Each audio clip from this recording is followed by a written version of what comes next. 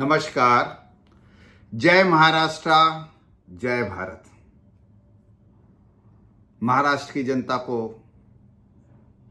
कोटि कोटि धन्यवाद एंड बहुत बहुत बधाई। यह जीत अप्रत्याशित है। इस चुनाव के रिजल्ट्स अभूतपूर्व हैं। Nobody has ever thought कि महाराष्ट्र की जनता इस मुद्दों की लड़ाई में इस तरह मुंहतोड़ जवाब देगी।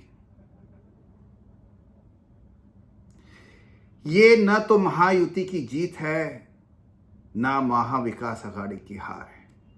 यह मुद्दों की जीत है, क्योंकि यह लड़ाई मुद्दों की थी। और मुद्दे क्या थे? मुद्दे थे कि हिंदू समाज को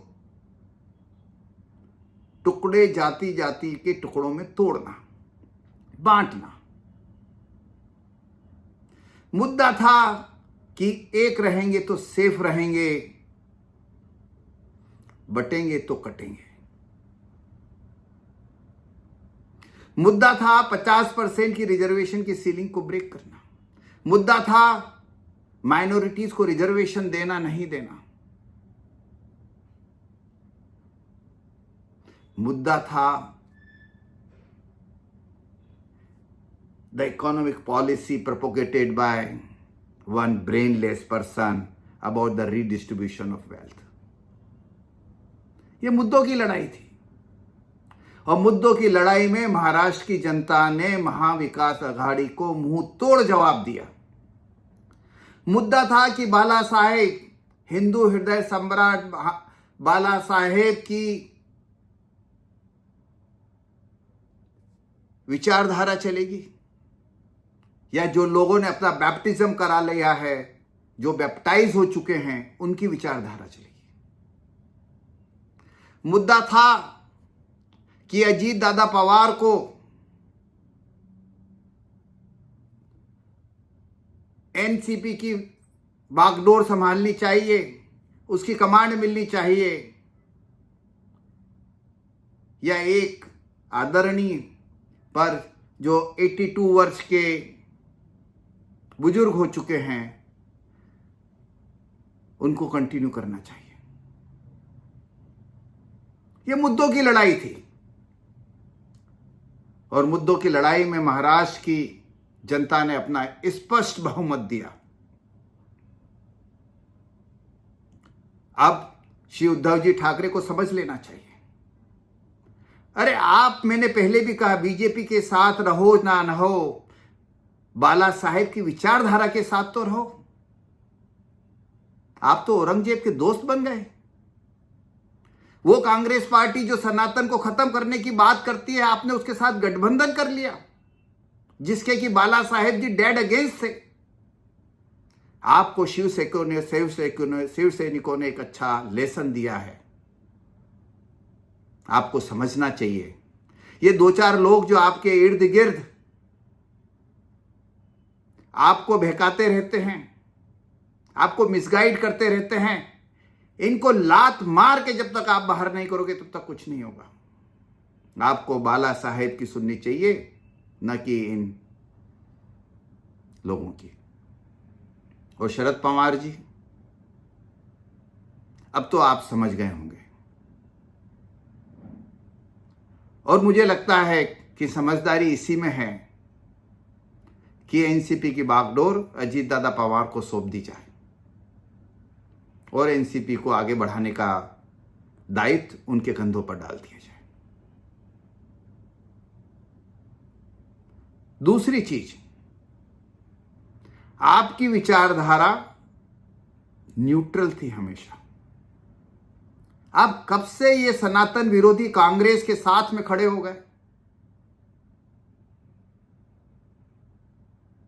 कब से आप एक ये जो देशद्रोही है, मैं इसको बोलूंगा, जिसकी लीडरशिप है, सनातन विरोधी जिसकी लीडरशिप है, राष्ट्र विरोधी जो लोग हैं, जो डीप स्टेट के साथ मिलकर देश को डिस्टेबलाइज करना चाहते हैं, आप कब से उनके साथ हो गए? आपकी अपनी एक पॉलिटिक्स थी, पर वो कभी देश के अगेंस्ट नहीं थी। आपको विचार करना चाहिए कि आज का आप कांग्रेस की इस गंदी राजनीति के साथ रहना चाहते हैं या नहीं। महाराष्ट्र की जनता ने आपको एक बहुत ही क्लियर मैसेज दिया है, उस मैसेज को समझिए आप। और कांग्रेस की तो जो मट्टी पलित हुई है ना राहुल गांधी, तुमको सही लेसन सिखाया है। अरे तुम हिंदुओं को जातियों में बांटना चाहते हो, तुम हिंदुओं को टुकड़े टुकड़े करना चाहते हो, तुम सनातन का नाश करना चाहते हो, तुम मुसलमानों को बहका करके उनको हिंदुओं के अगेंस्ट लड़ाना चाहते हो, आप मुल्ला मौलवियों को भड़काना चाहते हो, आप डीप स्टेट के साथ मिलकर देश की इकोनॉमी को बर्बाद करना चाहते हो।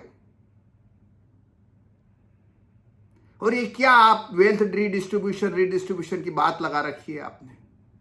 आपको समझ में आ रहा है क्या पागलपन की आप बातें करते हो। ये सब नहीं चलने वाला। इस देश की जनता ने आपका असली रूप देख लिया है, वो आपको मार मार के बाहर करेगी। और सबसे मजे की बात तो यह है कि मैं कांग्रेस की प्रेस कॉन्फ्रेंस देख रहा था, जयराम रमेश बोले हमारे मुद्दे अभी भी वही हैं, रखो, तुम वही मुद्दे रखो और मुद्दों को लेकर के अगला इलेक्शन होने दो, लोकसभा का तुम्हारा न सफाया हो जाए, तुम वापस से 45 सीट से नीचे ना आ जाओ तो मेरा नाम बदल देना। अरे तुम हो किस खेत की मूली। अभी तो ये डीप स्टेट का भी यूएसए में नाश होने वाला है और 2 महीने की बात है। तुम्हारे पैरों तले ये जो सोरोस और ये जो Obama led democratic government, Obama की जो ये थ्योरी चल रही है ना, या बाइडेन की जो थ्योरी चल रही है, सब खत्म होने वाला है अगले 2 महीने के अंदर। तुम किसी गलत फहमी में मत रहो। कोई श्रीलंका जैसा जन आंदोलन या बांग्लादेश जैसी चीजें आप यहाँ हिंदुस्तान में सोचते हो क्रिएट कर पाओगे फार्मर्स आंदोलन के नाम पे, सीए आंदोलन के नाम पे, तो आप बिल्कुल गलत फहमी में हैं। ये देशद्रोही हरकतें बंद करो, विकास की राजनीति करो, जोड़ने की राजनीति करो। अरे आप जो है जातियों में बांटने की राजनीति करो, आप हिंदू मुस्लिम की राजनीति करो, तो वो बांटने वाली राजनीति नहीं है। और यदि हम सबको एक करने की बात करें तो वो बांटने वाली राजनीति हो जाती है। अरे कांग्रेसियों समझो, केवल 5% वोट खिसका, हिंदुओं ने वो एक्स्ट्रा वोट दिया, केवल 5% वोटिंग इंक्रीज हुई और रिजल्ट कहां से कहां पहुंच गया।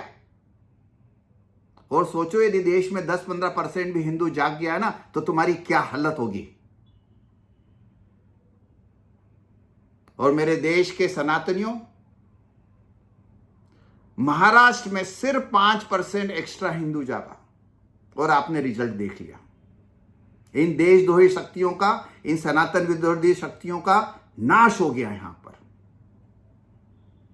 तो देश के सनातनियों जागो, इन देशद्रोहियों को जूते मार मार करके बाहर करो। केवल आपका वोट ही इस राजनीति को बदल सकता है। इनकी एकड़ी अभी भी नहीं गई। इनकी प्रेस कॉन्फ्रेंस में देखी, ये अभी भी उन्हीं मुद्दों को लेकर के बैठे। इनको बैठे रहने दो। इन्होंने SC/ST को भड़काया 2024 में कि संविधान बदल जाएगा, संविधान चेंज हो जाएगा, ये हो जाएगा, वो हो जाएगा। इनका एजेंडा, इनका नैरेटिव उस वक्त चल गया, पर ये जनता है, ये बार बार आपके बहकावे में नहीं आने वाली है। एक बार फिर जय महाराष्ट्र, जय भारत, जय सनातन, जय हिंद, जय भारत।